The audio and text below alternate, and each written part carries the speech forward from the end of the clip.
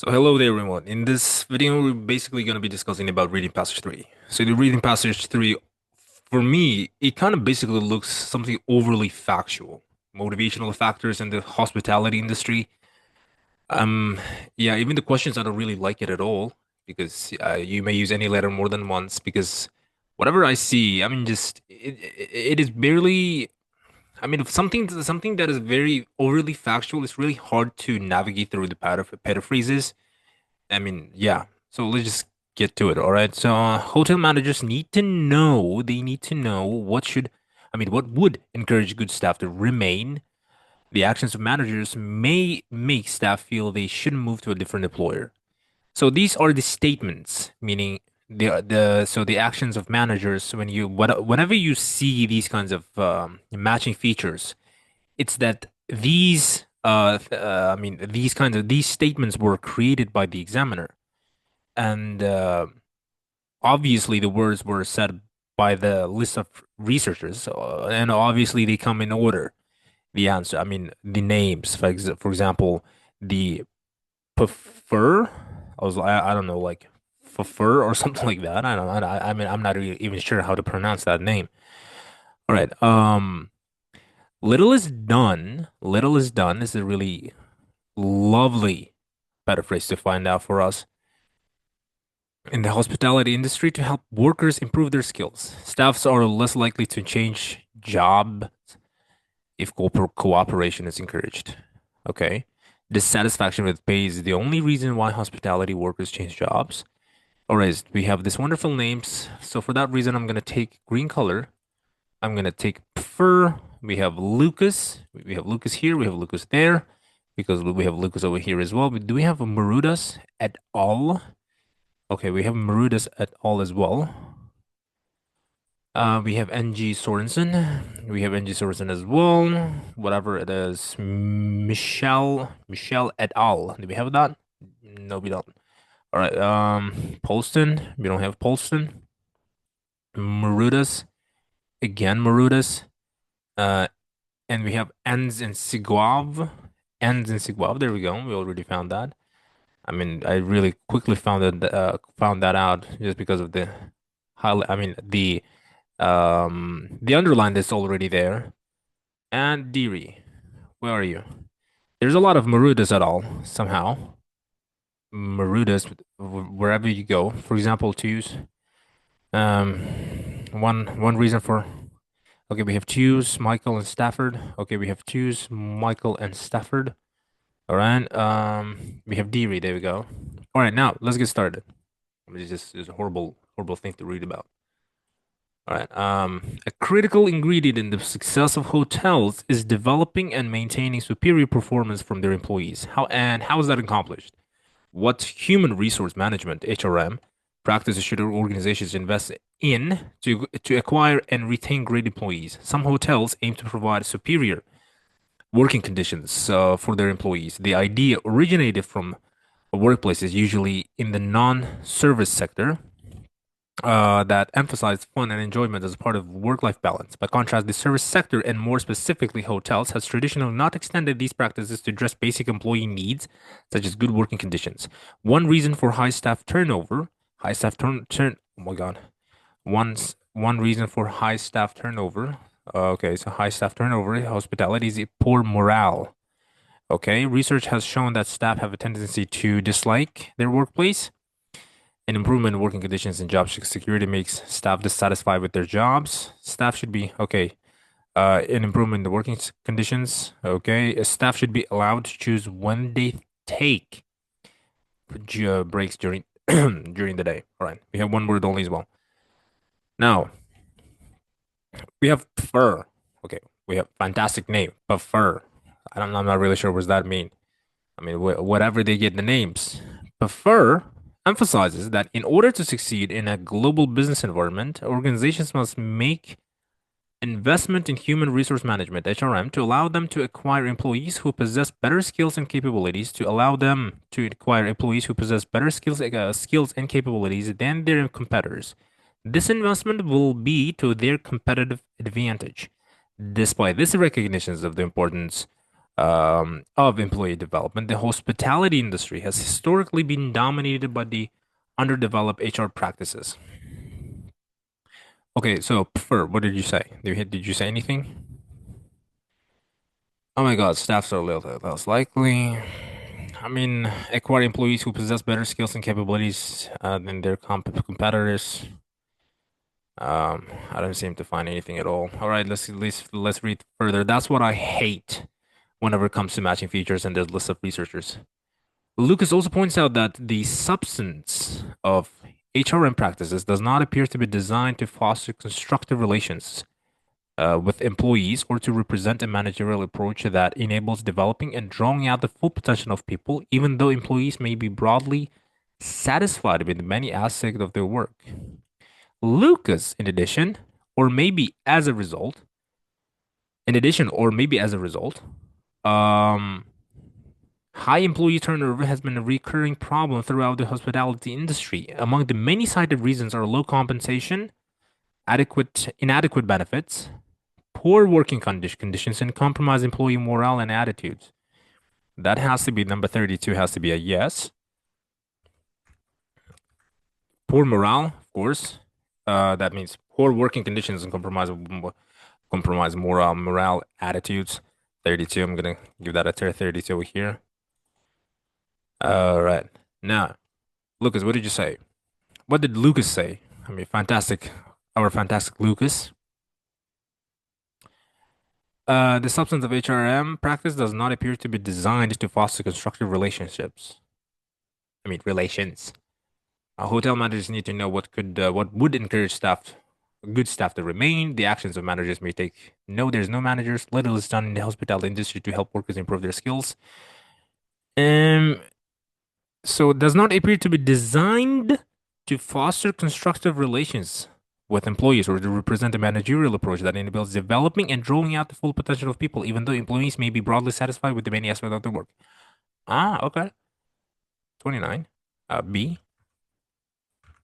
You say one, little is done. Little is done is telling me I don't want to take the table again. So instead I'm gonna write that on the I mean within this brackets.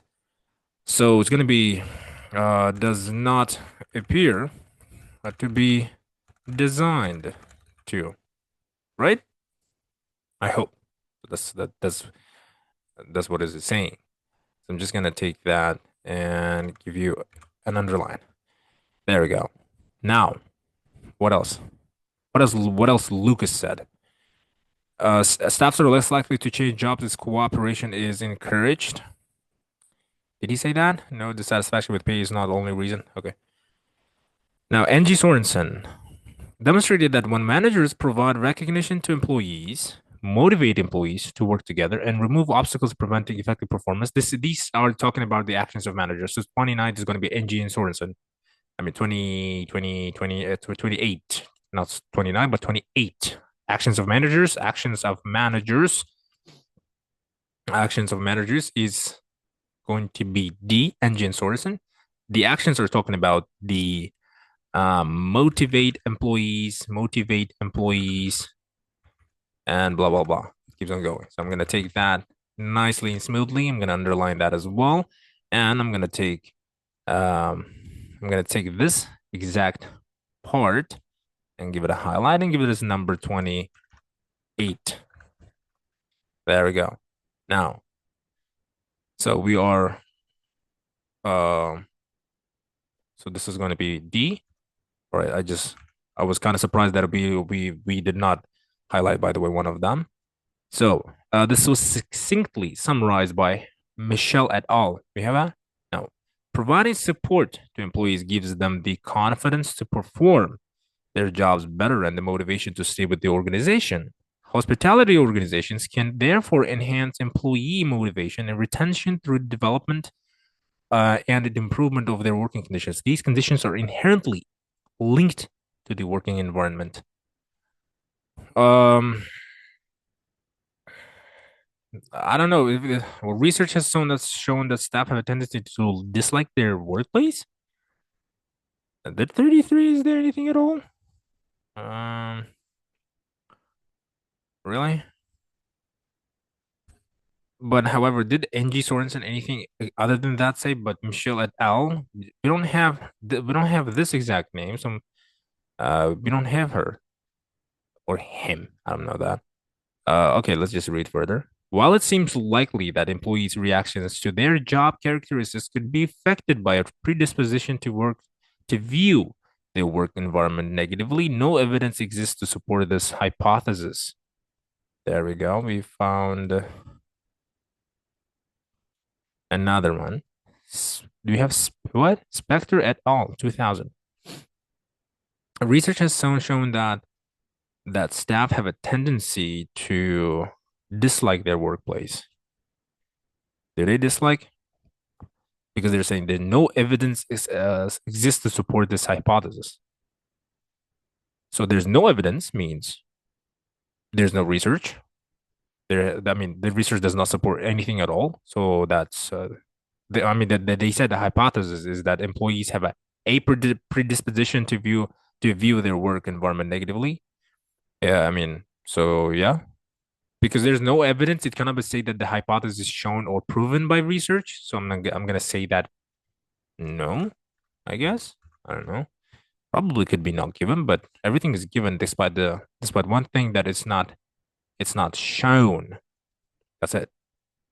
The opposite of has not the opposite of has shown is no evidence. So yeah, an improvement in working conditions and job security status. What staff satisfied with their jobs? They really okay.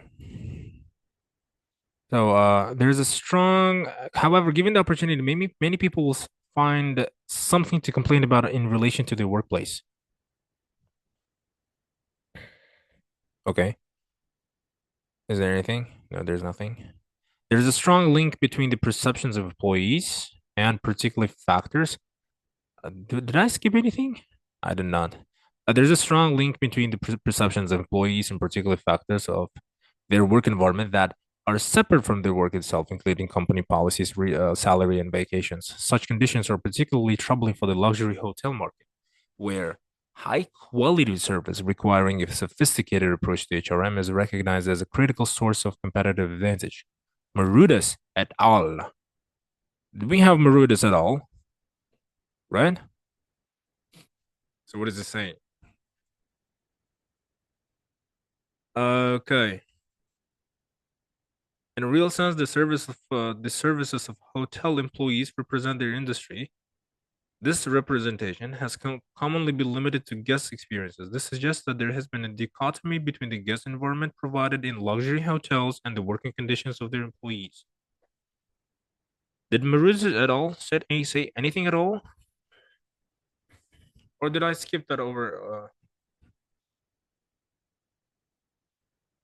I don't know.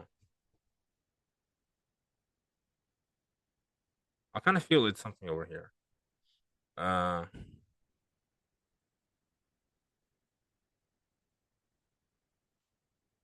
Among the many cited reasons for low compensation, inadequate poor, blah blah blah. Dissatisfaction with pay is not the only reason why hospitality workers change. Low compensation is a pay, inadequate benefits. So it's not the only reason. That means so dissatisfaction with pay is not the only reasons because there's also inadequate benefits, poor working conditions, and compromised employee morale and attitude. So that's going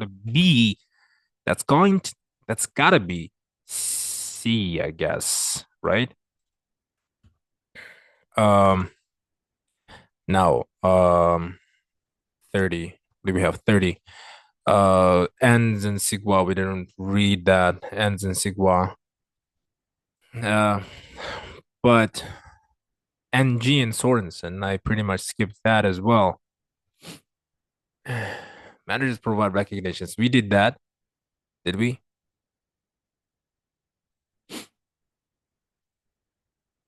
I'm not sure. There's a this is why exactly I don't really like it. Uh so managers provide recognition to employees, motivate employees to work together, and remove obstacles preventing effective performance. Providing support to employees gives them the confidence to perform their jobs better and the motivation to stay with the organization.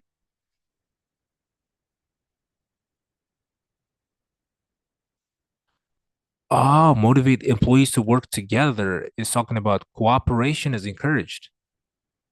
Okay. So cooperation, in other words, means to talk.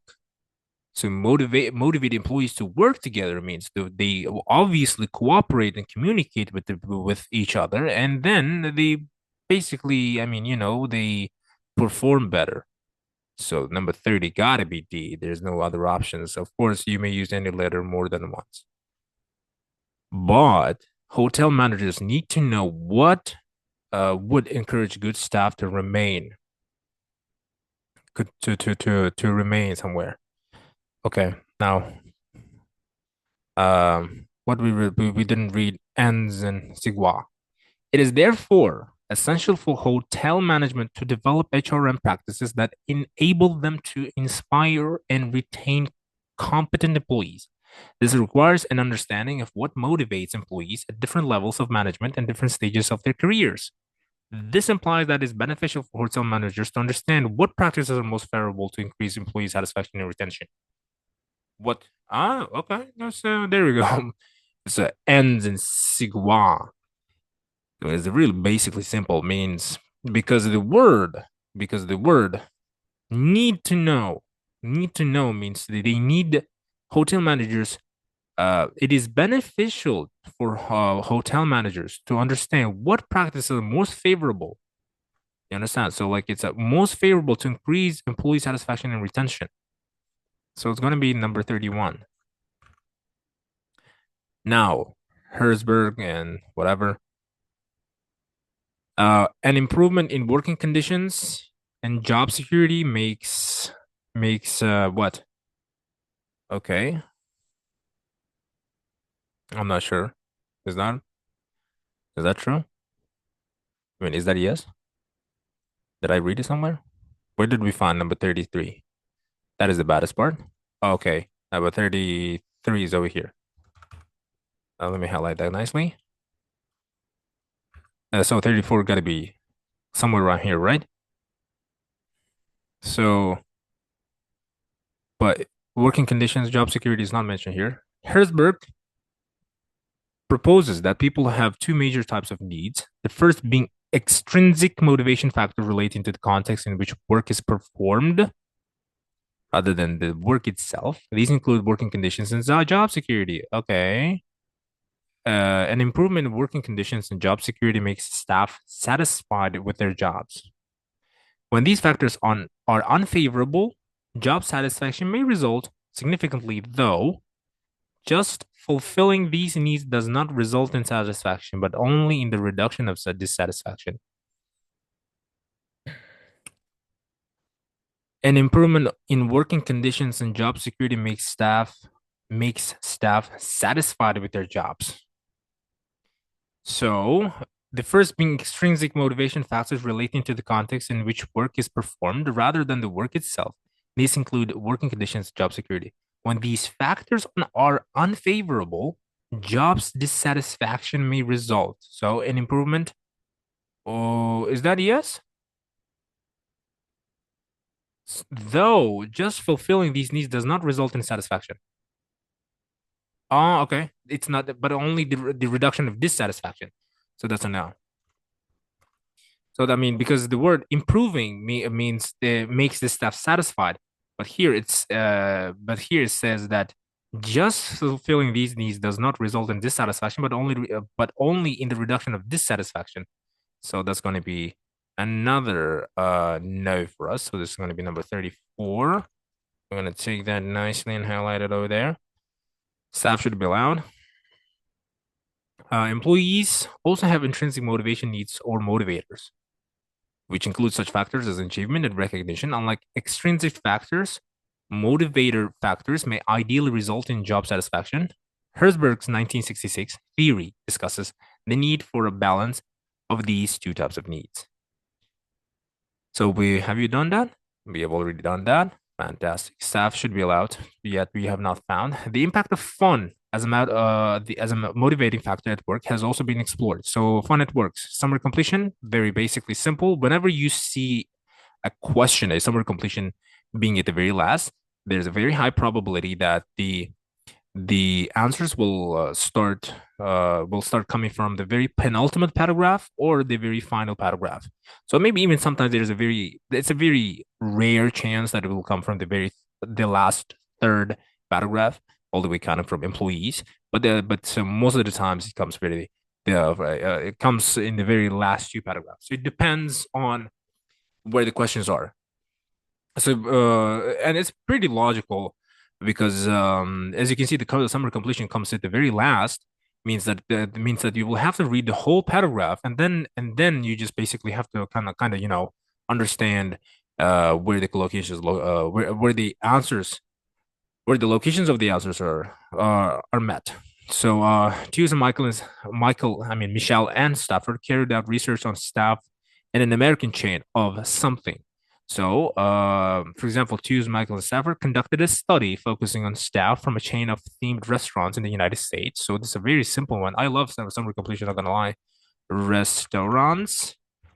They discovered that these activities designed for staff to have fun improved their something. It was found that fun activities had a favorable impact on the performance, and manager support for fun had a favorable impact in reducing turnover. So they discovered that activity designed for staff to have fun improved their performance. Performance. Whoops. Performance. Pretty much like make okay. So performance, and that the management involvement had led to lower staff turnover. Turnover. I mean, obviously, there's no any other answers because no, where was it? Reducing turnover. Reducing turnover means that led to lower staff turnover. It's really simple to follow. They also found that the activities needed to fit with both the company something and something else of the staff. So their findings support the views that fun may indeed have a beneficial impact. I mean, effect, but the framing of that fun must be carefully aligned with both organizational goals and employee characteristics. So, organizational is a synonym for companies. So, it's going to be goals and the company's characteristics. Characteristics. Now, I didn't find this one, so I'm going to give it a not given. So, did we feel successful to finish? I hope so. So, there you go, guys. Very easy. I mean, so I'm going to take that. So all the answers come from 36 to 40. 36 to 40. There you go. I'm going to specifically highlight for you guys' sake. There you go. All right. Pretty simple, pretty easy to follow. If you have questions, comment down below, and I will come up with a very prompt response to your question or request, whatever request you have, whatever it is.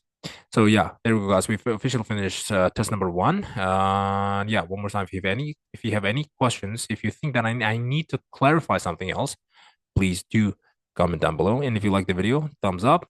If you dislike it, thumbs down. So yeah, see you guys on the next episode.